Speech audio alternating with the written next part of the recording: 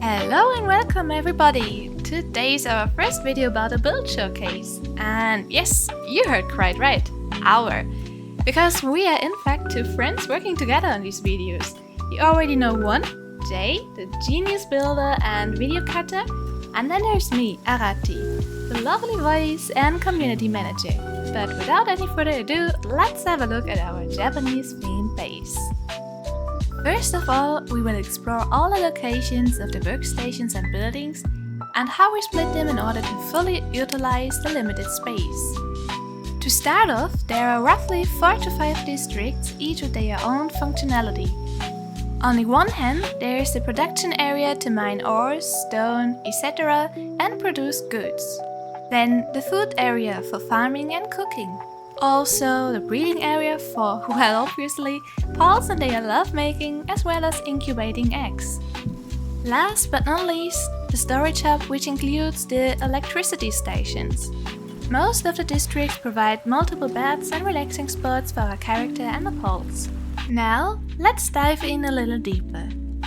We start with a production facility, which probably most of you are interested in.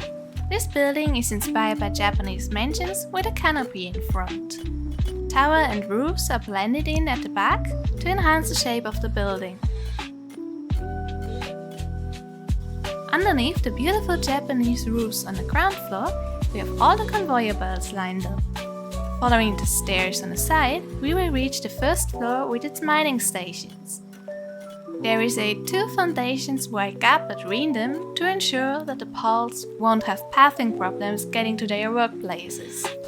Next to the factory, we put the big iron mine, which blends just perfect with the environment around.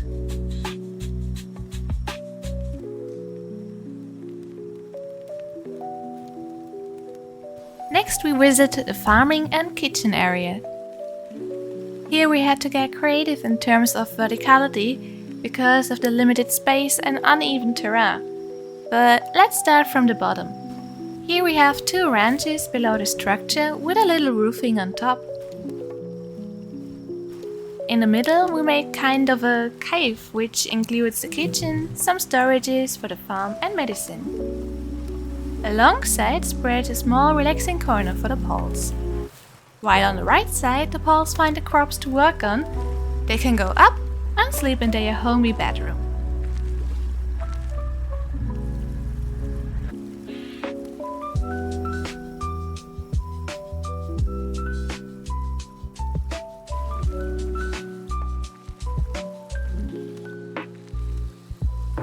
Now, if we follow the path up in the district, we also have another bedroom for bigger pals. On the left are multiple hot springs decorated with lush plants and lanterns for some nature feeling. Though the house itself is purely for personal use and meets no other function whatsoever, but it shines with some cozy spaces featuring a bedroom, a bath, and multiple balconies which we don't have access to. So now, let's move on to the breeding area. Since the construction itself is already huge, we couldn't come up with an idea to make it look good. So we decided to build multiple smaller buildings around it. The first building is used as an incubating station for all the pal eggs and also has a scale fruit tree in it. A small balcony on the first floor acts as a space for the pal disassembler. Well, no comment. While on the other side we get greeted by a Japanese tea house, which serves no other function but keeping hostile pals away. A few moments later. Sometimes. It is built like a small cafe with a bar and a terrace offering a beautiful view on the lake. The last area we introduce is a storage hub, which includes 4 big containers for wood, stone, ores and crafted materials. On top of it, we have again another sleeping area and some furnaces. Here the design of the building is quite simple and should just cover up the oil extractors so they won't stand out that much.